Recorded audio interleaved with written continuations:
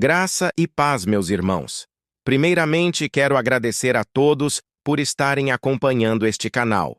Quero que entendam que todos os estudos feitos estão baseados literalmente na Bíblia, sem recorrer a teologias ou tradições. Entendam que apenas estou fazendo o que Deus tocou no meu coração para passar a vocês.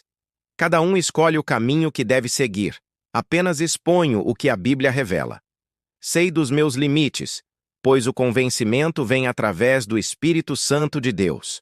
Ou seja, se mesmo eu mostrando o Evangelho genuíno, sem contradições ou forçação teológica, você prefere se manter na sua crença, fique à vontade. Respeito as escolhas de cada um de vocês. Só não vou deixar de proclamar o Evangelho da graça. Como já falei, não quero ser o servo inútil descrito nos Evangelhos. Meu desejo é que todos se salvem e encontrem o caminho da salvação. Entrai pela porta estreita, porque larga é a porta, e espaçoso o caminho que conduz à perdição, e muitos são os que entram por ela. E porque estreita é a porta, e apertado o caminho que leva à vida, e poucos há que a encontrem. Mateus 7, 13 e 14. Hoje, vamos mergulhar num tema que pode transformar a sua visão sobre o cristianismo. Vamos separar o que é realmente do Evangelho daquilo que é invenção humana, costumes e tradições que se infiltraram ao longo dos séculos. Prepare-se, porque o que vamos conversar aqui é libertador. Muitas vezes, quando pensamos em cristianismo, vem à mente imagens de papas, padres, pastores, bispos. Mas será que essas hierarquias e títulos existem no Evangelho original? A resposta pode te surpreender. A Bíblia é clara em 1 Timóteo 2,5. Porque há um só Deus, e um só mediador entre Deus e os homens, Jesus Cristo homem. Não há espaço para outro mediador. Papas, padres, sacerdotes como os conhecemos hoje, não são figuras do Novo Testamento. Cristo é o nosso único sumo sacerdote, mas este, porque permanece eternamente, tem um sacerdócio perpétuo. Por isso, também pode salvar perfeitamente os que por ele se chegam a Deus, vivendo sempre para interceder por eles. Hebreus 7, 24, 25. Ora, o essencial das coisas que temos dito é que possuímos tal sumo sacerdote, que se assentou à destra do trono da majestade nos céus, ministro do santuário e do verdadeiro tabernáculo que o Senhor erigiu, e não o homem. Hebreus 8, versículos 1 e 2. Mateus 23, 8 e 10. Vós, porém, não queirais ser chamados rabi, porque um só é o vosso mestre, e vós todos sois irmãos. A ninguém sobre a terra chameis vosso pai, porque só um é o vosso pai, aquele que está nos céus. Nem vos chameis guias, porque um só é o vosso guia, o Cristo. Jesus não estava proibindo o uso comum da palavra pai, como chamar o próprio pai biológico, mas estava repreendendo o uso de títulos religiosos que exaltavam os líderes espirituais acima dos outros, algo que ele via entre os fariseus.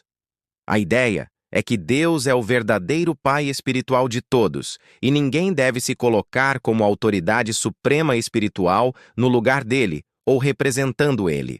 Amigo, quero te mostrar algo simples, mas poderoso que vem da própria Bíblia. Porque um só é o vosso Pai, aquele que está nos céus. Nem vos chameis guias, porque um só é o vosso guia, o Cristo. Quando Jesus diz, não chameis Pai, ele está ensinando que ninguém deve tomar um título espiritual que pertence a Deus. Quando ele diz, vós todos sois irmãos, mostra que ninguém tem autoridade superior na fé sobre o outro. Quando diz, um só é o vosso guia, o Cristo, reforça que somente Jesus é o líder e mediador espiritual. A Bíblia também diz: há um só Deus e um só mediador entre Deus e os homens, Jesus Cristo. 1 Timóteo 2, 5. Isso mostra que não existe outro mediador, nem papa, nem padre, nem santo. Apenas Cristo Jesus pode estar entre Deus e o homem, porque só ele morreu e ressuscitou por nós. Quando os fariseus viram Jesus perdoar pecados, disseram: Quem pode perdoar pecados senão Deus? Marcos 2:7. E Jesus respondeu: Para que saibais que o Filho do Homem tem poder sobre a terra para perdoar pecados. Marcos 2:10. Assim a Bíblia é clara. Só Deus, por meio de Cristo, tem poder para perdoar pecados. Nenhum homem recebeu esse poder. Por isso está escrito: se confessarmos os nossos pecados, Ele é fiel e justo para nos perdoar. 1 João 1:9. Não precisamos de intermediários. Em Cristo, todos temos acesso direto a Deus. Aproximemo-nos, pois, com confiança do trono da graça. Hebreus 4:16. Observe o que Paulo escreve aos cristãos de Corinto. Porque ainda que tivesseis 10.000 instrutores em Cristo, não teríeis, contudo, muitos pais, pois eu vos gerei em Cristo Jesus pelo Evangelho. 1 Coríntios 4:15. O que ele quer dizer com isso? Paulo não está tomando o lugar de Deus, nem dizendo que é um pai espiritual no sentido de autoridade divina. Ele está usando uma figura de linguagem, uma comparação para dizer: fui eu quem pregou o Evangelho a vocês. Por meio da mensagem que anunciei, vocês nasceram para a fé em Cristo.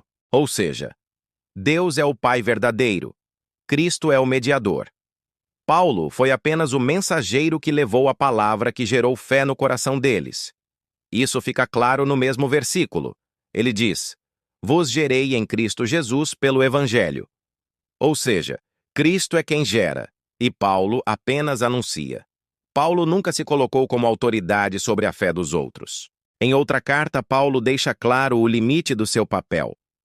Não que tenhamos domínio sobre a vossa fé, mas somos cooperadores de vosso gozo, porque pela fé estáis firmes. 2 Coríntios 1:24. Ele mesmo reconhece: não tem domínio sobre a fé de ninguém. É apenas um cooperador no Evangelho. Conclusão: quando Paulo usa o termo pai, ele não está tomando o título de Mateus 23:9, que Jesus proibiu no sentido espiritual. Paulo não se apresenta como autoridade, mediador ou fonte de perdão, mas como um servo que ajudou pessoas a nascerem de novo em Cristo, pela pregação da palavra. Portanto, Paulo nunca se colocou no lugar de Deus. A Bíblia diz que só há um mediador, não dois, nem representantes. Mesmo que alguém diga que é apenas representante ou instrumento, o texto é direto. Há um só mediador. Não há substituto, assistente, nem representante humano no relacionamento entre Deus e o homem. Cristo não precisa de intermediário, porque Ele mesmo está vivo, presente e intercede por nós. Cristo Jesus é quem morreu, ou antes quem ressuscitou, o qual está à direita de Deus e também intercede por nós. Romanos 8:34. Portanto, qualquer alegação de representação de Cristo é uma função que a Bíblia não delega a ninguém. O perdão vem diretamente de Deus, não por meio de instrumentos humanos. Se confessarmos os nossos pecados, Ele é fiel e justo para nos perdoar e nos purificar de toda injustiça. 1 João 1:9. Não há uma segunda via. O texto é absoluto. Quem perdoa é Ele, e quem confessa deve ir diretamente a Ele. Nenhum versículo ensina a confessar a um sacerdote para receber absolvição. Tiago 5,16 fala de confessar uns aos outros, não de um sacerdote perdoar o outro. Jesus advertiu contra o uso de títulos espirituais. A ninguém sobre a terra chameis vosso Pai, nem vos chameis guias, porque um só é o vosso guia, o Cristo. Mateus 23, 9 e 10. Mesmo que o padre ou papa diga não sou Deus, o próprio uso de títulos que pertencem a Deus, como Pai ou Santo Padre, contradiz a instrução direta de Cristo. Jesus sabia que o coração humano tende a exaltar líderes, e por isso mandou evitar isso completamente. Os apóstolos nunca assumiram posição de autoridade espiritual divina. Paulo escreveu: não que tenhamos domínio sobre a vossa fé. 2 Coríntios 1:24. Os apóstolos guiavam, mas não dominavam, não intermediavam e não perdoavam pecados. Eles apontavam sempre para Cristo, não para si mesmos. Mesmo que um padre ou papa diga que não se coloca no lugar de Deus, o problema é que a função que eles exercem, de ouvir confissões, absolver pecados, ser chamados de pai espiritual e ter autoridade religiosa suprema, é uma função que a Bíblia nunca concedeu a homem algum. Somente Cristo é o mediador. 1 Timóteo 2, 5. É o guia e mestre. Mateus 23:10. É o cabeça da igreja. Efésios 5:23. E é o único que perdoa pecados. Marcos 2, 7, 10. Portanto, por mais que digam que não tomam o lugar de Deus, as funções que exercem são, na prática, posições que pertencem apenas a Deus e a Cristo, segundo as Escrituras. Paulo foi apenas um servo de Cristo e reconhecia que somente Deus é Pai e somente Cristo é o Salvador e Mediador. Então, segundo a palavra de Deus, títulos como Papa ou Padre não vêm das Escrituras.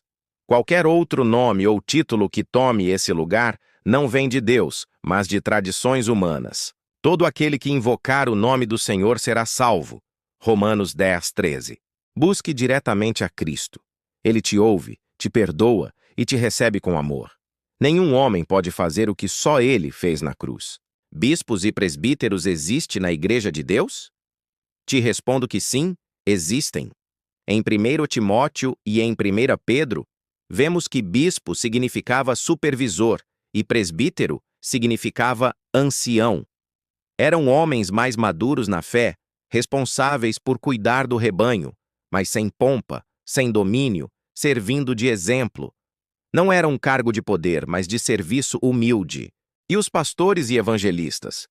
Efésios 4 diz que eles são dons de Cristo para a igreja, com o propósito de edificar o corpo, ou seja, servir e ensinar a comunidade, não para dominá-la ou construir impérios pessoais. E quanto aos apóstolos, Jesus escolheu 12, e seus nomes estão nos fundamentos da Nova Jerusalém, como lemos em Apocalipse. Esse foi um ofício único e fundacional. Quem hoje se auto-intitula apóstolo está, segundo a Bíblia, se posicionando como um falso apóstolo. O que existe são missionários, pessoas enviadas, mas o título fundacional é fechado. E o muro da cidade tinha 12 fundamentos, e neles os nomes dos 12 apóstolos do Cordeiro. Apocalipse 21, 14. Aqui João descreve a Nova Jerusalém, a cidade celestial que representa o povo redimido de Deus. Os 12 fundamentos simbolizam que a igreja verdadeira está firmada no testemunho dos 12 apóstolos. Não são 13, nem 300, como se levantam muitos com esse título hoje. O Novo Testamento mostra que o fundamento da igreja foi colocado por Cristo e seus apóstolos. Não há lugar para apóstolos além daqueles escolhidos pelo Senhor. Hoje, muitos se levantam com o título de apóstolo, mas a Escritura nos dá critérios claros e mostra que o número está fechado. 12 e somente 12. Assim que já não sois estrangeiros, nem forasteiros, mas concidadãos dos santos e da família de Deus, edificados sobre o fundamento dos apóstolos e dos profetas, de que Jesus Cristo é a principal pedra da esquina. Efésios 2, versículos 19 e 20. A promessa de 12 tronos. Jesus prometeu 12 tronos para 12 apóstolos julgarem Israel. Não há lugar para um 13º. E Jesus disse-lhes: Em verdade vos digo que vós, que me seguistes, quando na regeneração o Filho do Homem se assentar no trono da sua glória, também vos assentareis sobre 12 tronos, para julgar as 12 tribos de Israel. Mateus 19, versículo 28. Se são 12 tronos, não podem ser 13 apóstolos. O erro da escolha de Matias. Após a morte de Judas, os discípulos lançaram sortes e escolheram Matias. E lançaram sortes, e a sorte caiu sobre Matias, e por voto comum foi contado com os 11 apóstolos. Atos 1, versículo 26. O texto não diz que Jesus o escolheu, diz apenas que ele foi contado com os 11. Foi uma decisão antes de Pentecostes, quando o Espírito Santo ainda não havia descido para guiar a igreja em toda a verdade. João 16, versículo 13. Depois disso, Matias nunca mais é mencionado no Novo Testamento. A escolha divina de Paulo. Diferente de Matias, Paulo foi chamado diretamente por Cristo. Disse-lhe, porém, o Senhor: Vai, porque este é para mim um vaso escolhido, para levar o meu nome diante dos gentios, e dos reis, e dos filhos de Israel. Atos 9, versículo 15. Paulo mesmo testifica sua chamada. Paulo, apóstolo, não da parte dos homens, nem por homem algum, mas por Jesus Cristo e por Deus Pai, que o ressuscitou dentre os mortos. Gálatas 1, versículo 1. Ele não foi escolhido por sorteio, mas diretamente pelo Senhor ressurreto. Paulo como apóstolo legítimo. Paulo se defende dos falsos mestres e afirma sua legitimidade. Não sou eu apóstolo? Não sou livre? Não vi eu a Jesus Cristo, Senhor nosso? Não sois vós a minha obra no Senhor? Se para outros não sou apóstolo, para vós certamente o sou, porque vós sois o selo do meu apostolado no Senhor. 1 Coríntios 9, versículos 1 e 2. Critérios para ser apóstolo. 1. Ter visto o Cristo ressuscitado. Atos 1, 21 e 22, 1 Coríntios 9, 1. Testemunha ocular. 2. Ser chamado diretamente por Cristo. Lucas 6,13, Gálatas 1,1. Chamado divino não humano. 3. Ter sinais e prodígios confirmando o ministério. 2 Coríntios 12,12. Autenticação divina. 4. Ser fundamento da igreja. Efésios 2,20. Ministério original e único. E por último de todos, me apareceu também a mim como a um abortivo, porque eu sou o menor dos apóstolos, que não sou digno de ser chamado apóstolo, pois persegui a igreja de Deus. 1 Coríntios 15, versículos 8 e 9. Ele declara ser o último. Não há espaço para outros após ele. O testemunho de Apocalipse. A visão da Nova Jerusalém confirma o número fechado de 12 fundamentos. E o muro da cidade tinha 12 fundamentos, e neles os nomes dos 12 apóstolos do Cordeiro. Apocalipse 21, versículo 14. São 12 fundamentos, não 13. O 12º não pode ser Judas, apóstata. Nem Matias, pois nunca mais foi citado. Paulo, sim, é mencionado repetidamente, e seu ministério ocupa grande parte do Novo Testamento. Portanto, a Bíblia aponta Paulo como o 12º e último apóstolo. Os falsos apóstolos. A Bíblia alerta sobre aqueles que reivindicam esse título sem ser. Porque tais falsos apóstolos são obreiros fraudulentos, transfigurando-se em apóstolos de Cristo. E não é maravilha, porque o próprio Satanás se transfigura em anjo de luz. 2 Coríntios 11, versículos 13 e 14. E puseste à prova os que dizem ser apóstolos, e o não são, e tu os achaste mentirosos. Apocalipse 2, versículo 2. Qualquer pessoa que hoje se intitule apóstolo é mentirosa, porque o número está fechado em 12 e somente 12 apóstolos do Cordeiro.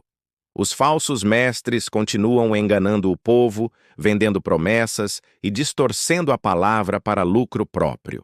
Transformaram o evangelho em comércio e o altar em palco.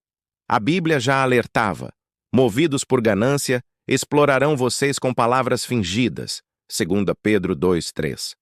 Não são servos de Cristo, mas pregadores de si mesmos. O verdadeiro evangelho não vende bênçãos. Chama ao arrependimento e à fidelidade. É tempo de vigiar e voltar à verdade. E as pastoras?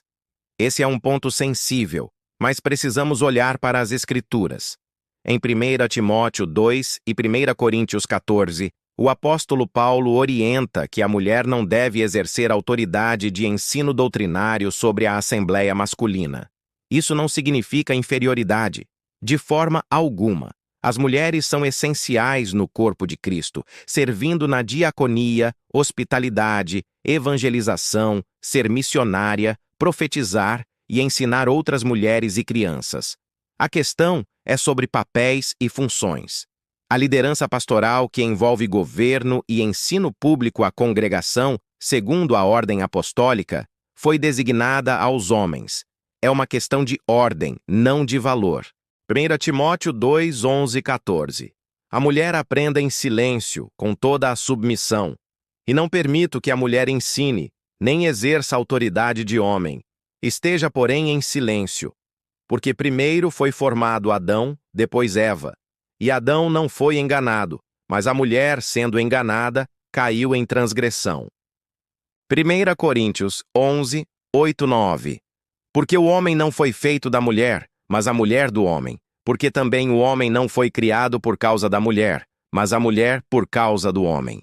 As mulheres idosas, da mesma maneira, sejam em comportamento reverentes, não caluniadoras, nem escravizadas a muito vinho, mestras do bem, que ensinem as jovens a serem sensatas, a amarem os maridos, a amarem os filhos, a serem prudentes, puras, cuidadosas no lar, bondosas, sujeitas aos próprios maridos, para que a palavra de Deus não seja difamada.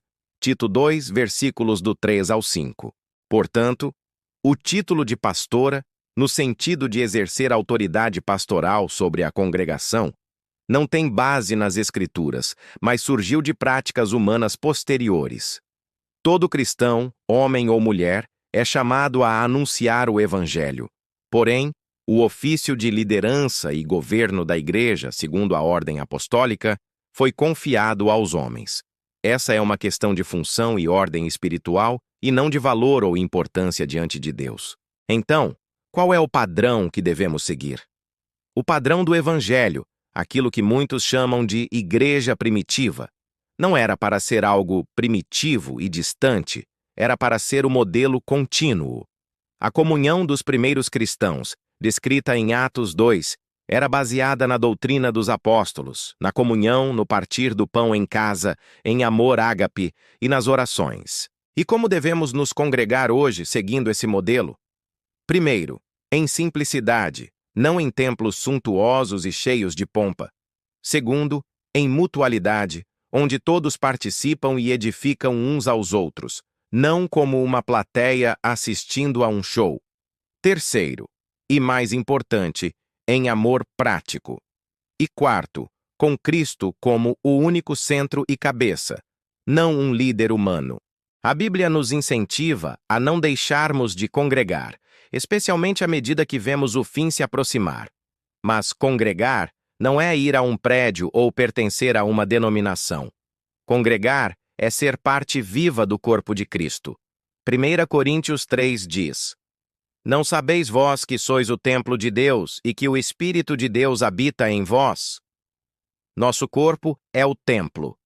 Congregar é viver em comunhão de amor, na palavra e no Espírito, com outros irmãos que também são templos.